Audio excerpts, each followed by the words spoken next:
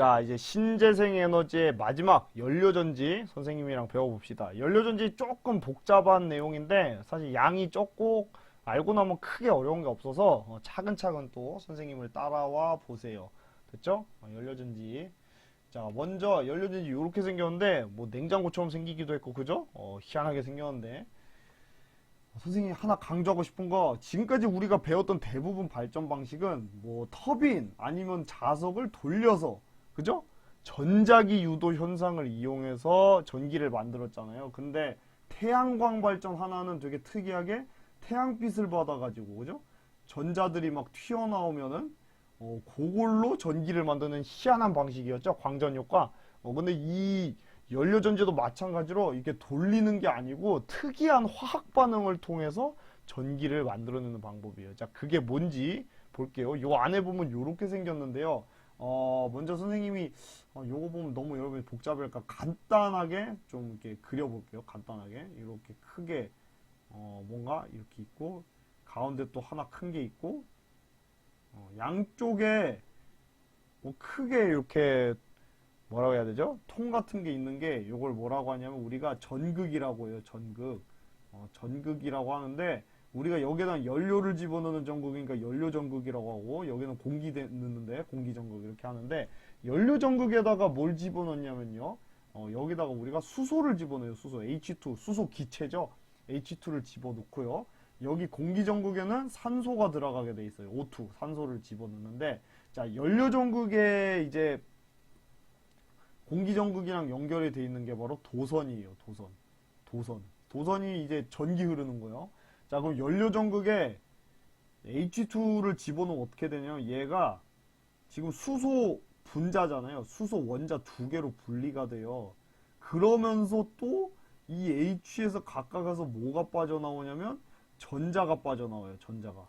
자, 전자가 빠져나오면 어떻게 되냐면 결국에 요 H 플러스 이온 두 개랑 전자 두 개, 요렇게 만들어진다는 거. 그러니까, 맨 처음에 수소 기체가 수소 이온 두 개랑 전자 하나, 두 개, 요렇게 갈라진다는 거 여러분이 꼭 알아두세요. 그러면 여기다가 막 수소를 막 집어넣으면 어떻게 되게 돼 있냐면, 수소 이온이 엄청 많이 생기겠죠. 그죠? 수소 이온이 많이 생기고, 거기다가 전자도 많이 생길 거예요. 전자. 자, 근데 이 전자는요, 여기가 전자가 만들어지는 곳이라 연료 전극이 여기 음극이고요. 얘가 여기다 플러스 극으로 만들면은 이 전자가 도선을 통해서 이렇게 이동을 해요. 이 전자들이. 그러면서 자 전자가 이동하니까 뭐가 흐른다? 전기가 흐른다. 요게 바로 연료 전지의 발전 방식이에요. 그리고 요 가운데 보니까 전해질이라고 하는데 전해질이라는 건 우리가 이온이 이동할 수 있는 그죠? 어떤 그 전기가 통할 수 있는 걸 전해질이라고 하잖아요. 그 요 수소 이온이 전해질로 이렇게 이동을 해요. 그러면서 여기에서 전자 요로 왔죠. 그 다음에 수소 이온 왔죠. 그리고 여기 산소 있죠. 얘네 셋이 만나갖고 어떻게 되느냐? 물로 바뀌어요. H2O. 물로 바뀌면서 에너지가 막 이렇게 나오게 돼요. 이게 바로 연료전지의 원리라는 거. 됐죠? 조금 복잡할 텐데, 그래서 선생님이 반복해서 알려줄게요. 다시. 자, 맨 처음에 여기가 이제 연료전극. 연료전극에다가 수소기체를 집어넣는다. 그럼 어떻게 된다? 이렇게 수소기체를 집어넣으면 얘가 요렇게 분리가 된다는 거예요. 수소 이온이랑 전자로 분리가 되는데, 그러면은 전자는 보니까 이렇게 이동을 하고 있죠 지금 전자가 이렇게 이동을 하고 있고 그리고 수소 이온은 전해질을 통과해서 이동을 한다. 그래서 결국에는 여기에서 다 같이 만나는 거죠. 이렇게 수소 이온이랑 전자랑 산소랑 만나가지고 H2O 이게 뭐죠? 물이죠. 물이 만들어진다. 이게 바로 연료 전지의 원리입니다. 됐죠? 그래서 여러분이 왜 이렇게 뭐 딱히 이것만 외우면 되죠. 별거 없어요. 자, 그래서 다시 한번 정리. 이게 뭐 여러분이 알아야 될 걸 다시 정리해 드릴게요. 여러분이 알아야 될 거. 여기 가운데 전해질 있고, 자, 여기다가 수소를 집어넣는다. 연료전극에. 여기 연료전극. 그 다음에 여기는 공기전극. 근데 연료전극은 이제 전자가 만들어지는 곳이니까 음극, 공기전극은 플러스 극인데, 여기다가 공기 전극에 O2 집어넣게 되는 거고, 그러면은 연료 전극에 막 수소 이온들 여러 개랑, 그죠? 수소 이온들이랑 전자들이 이렇게 만들어진다. 갈라지는 거죠. 그러면서 전자는 어떻게? 요 도선을 통해서 움직이게 되면서 전기가 흐르는 거고요. 그 다음에 요 H 플러스 이온, 수소 이온은 전해질로 이동을 하는데, 여기에서 이 전자랑 요 H 플러스 이온, 수소 이온이랑 O2 집어넣은 거, 얘네들이 만나갖고 뭐가 만들어진다? H2O, 물이 만들어지면서 에너지가 뿜어져 나온다. 이렇게 해석을 하면 돼요. 됐죠? 그래서 자, 연료전지의 이게 원리입니다. 선생님 설명 아까 했던 게 그림을 그리면서 같이 하면 될 것 같아요. 그림 그리면서 요렇게 해놓고 이렇게 그리고, 여기 연료 전극에 수소 H2, 여기에는 산소, 됐죠? 그 다음에 이렇게 도선을 통해서 뭐가 여기 이게 갈라지고, H 플러스랑 전자가 갈라지고, 전자가 여기로 이동한다. 그죠?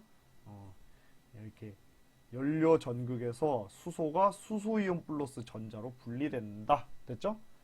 그 다음에 전해질은 이제 수소이온이 공기 전극으로 이동. 그죠? 그리고 전자는 도선으로 이동. 이렇게 가면 되는 거고, 공기 전극에서는 이제 얘들이 다 만나가지고 물이 만들어진다. H2O가. 자, 근데 여러분이 여기에서 산화환원을 추가로 알아야 되는데, 그 예전에 그 화학변화 단원에서 배울 때 산소를 얻으면 뭐였죠? 산소 얻으면 산소의 이동으로 할 수 있었죠. 산소 이동으로 하면, 산소를 얻으면 산화, 그리고 잃으면 환원이었죠. 이렇게 불렀는데, 이 산소의 이동 말고 전자의 이동으로 산화환원을 해석할 수 있었다고 했죠. 근데 요거는 전자를 얻으면은 우리가 환원이라고 했고요.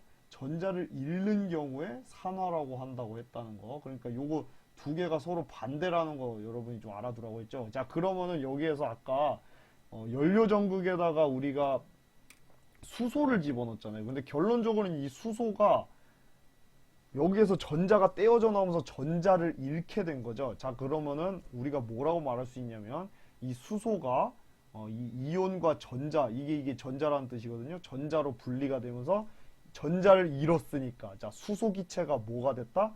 전자를 잃었으니까 산화됐다. 이거 꼭 알아두세요. 산화 됐죠? 산화됐다.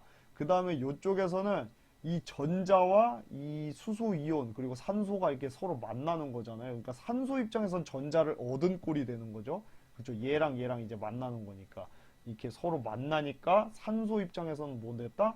얻으니까 환원된 거다. 산소는 환원되고 이 수소는 산화됐다. 이렇게 여러분이 추가로 알아두면 되겠습니다. 됐죠?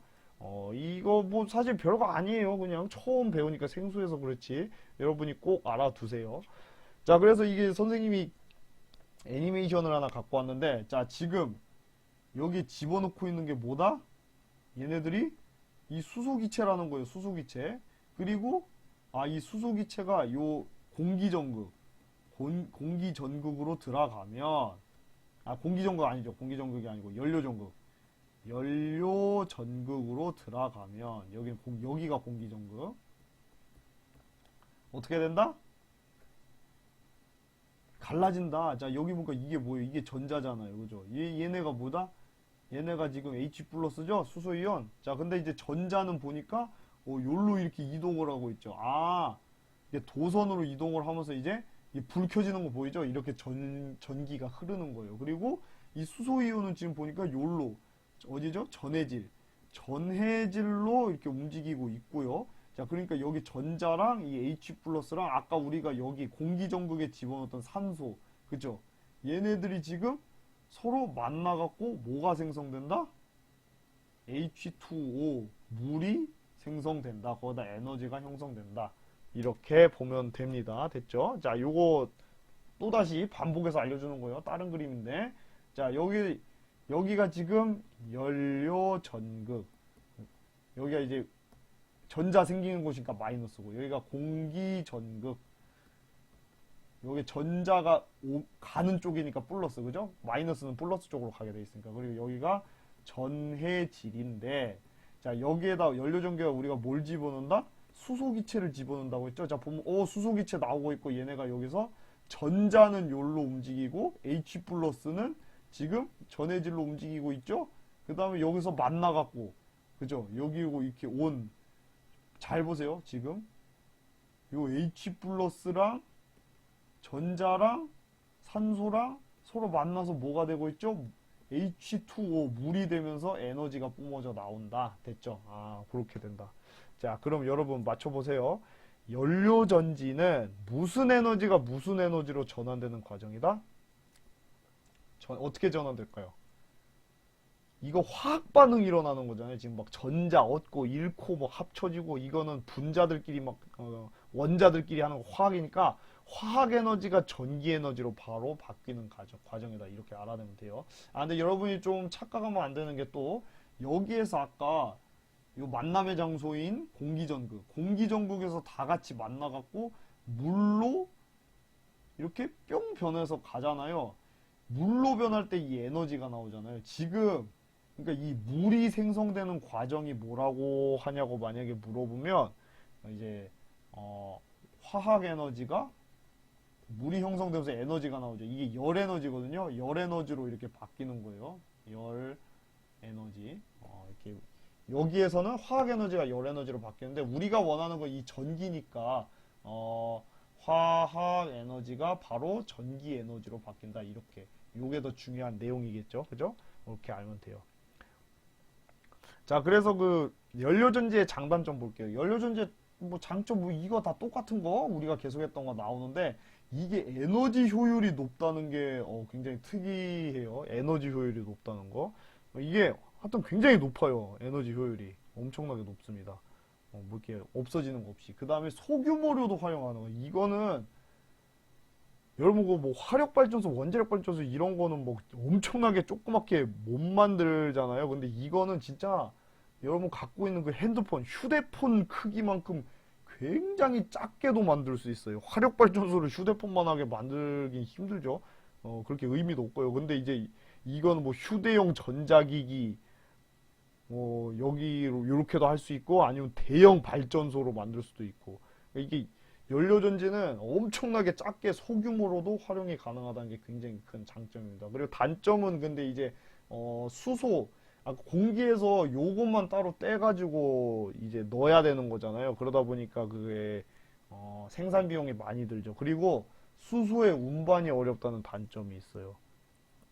그러니까 막 수소가 사실 여러분 아시겠지만 그 폭발성이 있거든요. 거기다 불 붙으면 스파크 같은 것만 일어나도 빵 하고 막 터져요. 그러니까 이게 수소가 일단 운반하기도 어렵고 위험이 있고요. 그죠? 그런 안 좋은 점이 있는데 아무튼 굉장히 좋은 신재생 에너지 중 하나예요. 아직 뭐 더 개발을 해야겠지만. 자, 이렇게 해서 우리가 지금 신재생 에너지 뭐 수력 발전, 풍력 발전, 태양광 발전, 그리고 저 화력 발전, 조력 발전, 연료전지까지 6가지를 배워봤는데 이렇게 그 신재생 에너지들은 뭐 환경오염, 지구온난화, 에너지 고갈 이런 게 안 일어나는 굉장히 큰 장점이 있음에도 불구하고 그러면 죄다 신재생 에너지 쓰면 될 텐데 왜 우리는 아직도 화력 발전, 원자력 발전 이런 걸 쓰고 있는 걸까요? 그냥 다 신재생 에너지 써버리면 안 되나? 그죠? 그게 막 한계가 많으니까 아직 못 쓰는 거예요. 자, 여기 선생님이 깔끔하게 정리를 해놨는데 화석연료를 대신하여 신재생 에너지를 이용하면 에너지의 고갈, 환경오염, 지구온난화 이런 문제를 해결할 수 있어요. 근데 이게 포인트. 신재생 에너지는 에너지 효율이 낮아요. 그 다음에 발전량이 변동이 커요. 이렇게 한계가 많아서 아직 화석연료를 완전하게 대체하기가 어렵다는 거 여러분이 꼭 알아두시기 바랍니다. 그러니까 사실은 뭐 마음 같아서는 그잖아요. 우리가 뭐 진짜 감성적으로 지구가 아파, 지구온난화에 대기오염에 그리고 에너지 고갈될지도 모르니까 우리 지구를 위해서 환경을 좋게 만들자, 친환경적으로 이러면서 신재생 에너지 뭐 감정적으로 생각하면 얼마나 좋습니까? 뭐 태양광 발전 막 사용하고 풍력 발전 사용하고 그죠? 뭐 굉장히 좋은데 문제는 그렇게 하면 전기를 아직 만들 수가 없어요. 한 사례로 어떤 저 마을에서는 태양광 발전만 이용하다가 이게 막 비 오고 하면 진짜 실제로 정전이 나고 했다는 사례를 선생님이 예전에 본 적이 있는데 이렇게 문제가 많다는 거예요. 그러다 보니까 아직까지는 화력 발전이랑 원자력 발전은 어느 정도 사용할 수밖에 없는 게 사실 현실이에요. 그래갖고 지금 당장에 막 원자력 발전, 화력 발전 싹 다 없애자 이거는 정말 큰일 날 얘기입니다. 그럼 우리 전기 이렇게 편하게 못 써요. 근데 그런 걸 계속 사용하면은 환경 오염이 일어나고 막 폐기물이 나올 수 있으니까 우리가 신재생 에너지를 어느 정도는 또 써주면 좋지 않겠냐. 그만큼 기술이 계속 발달을 해야겠죠. 그죠? 이게 신재생 에너지의 단점을 계속 극복할 만한 그런 기술을 우리가 계속 개발을 하면 좋을 것 같아요. 됐죠? 자, 그리고 이제 다음에 친환경 에너지 도시 하고 수업을 마칠게요. 친환경 에너지 도시. 자, 친환경 에너지 도시가 뭐냐면요. 신재생 에너지를 이용하여 환경과 에너지 문제를 함께 해결할 수 있는 도시를 친환경 에너지 도시라고 하고요. 영국의 베드제드라는 도시가 대표적으로 있습니다. 그러니까 아까 사실 선생님이 아니 그거 막 다 태양광 발전, 풍력 발전 이런 것만 사용하면 정전이 일어나지 않느냐. 그런데 실제로 그런 거 잘 안 일어나고 되게 체계적으로 신재생 에너지를 잘 활용하고 있는 도시가 뭐 거의 없어요. 거의 없는데 대표적으로 영국의 베드제드라는 도시가 있어요. 여기는 진짜 화력 발전, 뭐 그 핵 발전, 원자력 발전 이런 거 안 사용하고 완전히 거의 99%를 친환경 에너지, 요 신재생 에너지만을 사용하고 있어서 굉장히 눈여겨볼 만한 도시예요. 여기 보면은 이제 베드제드 도시인데 되게 희한하게 생겼죠. 요게 참 신기해요. 여기 보면은 대충 요렇게 생겼어요. 대략적으로. 여기서 이제 여기는 이제 석유, 석탄 이런 거 안 쓰고요. 지금 보면은 여기에서 여기 태양광 발전 쓰죠? 그래서 요걸로 전기 만들고. 그쵸? 그리고 여기 보면은 막 바람을 이용해서 막 환풍이 되게 이렇게 만들어 놨고요. 그죠? 빗물 받아갖고 또 이게 빗물 저장하고 그 물 쓰고 하수 정화하고, 그죠? 그 다음에 여기 지열 써가지고 또 열병합 발전 해갖고 열을 또 쓰게 돼 있고, 이런 식으로 아무튼 어떻게 다양한 신재생 에너지들을 사용해서 이렇게 살 수가 있게 돼 있어요. 근데 물론 이게 우리가 지금, 이런 경우에 이제 전기를 막 우리가 쓰듯이 막 펑펑은 못 쓰겠지만 아무튼 이런 걸 시도해봤다는 점에서 굉장히 한번 생각해 볼 가치는 있다. 그래서 이렇게 다양한 신재생 에너지를 사용하는 방안에 대해서 여러분이 한 번 정도 생각을 해보면 좋을 것 같아요. 자, 이렇게 해서 뭐 신재생 에너지 여러분이 배워봤는데요. 그죠?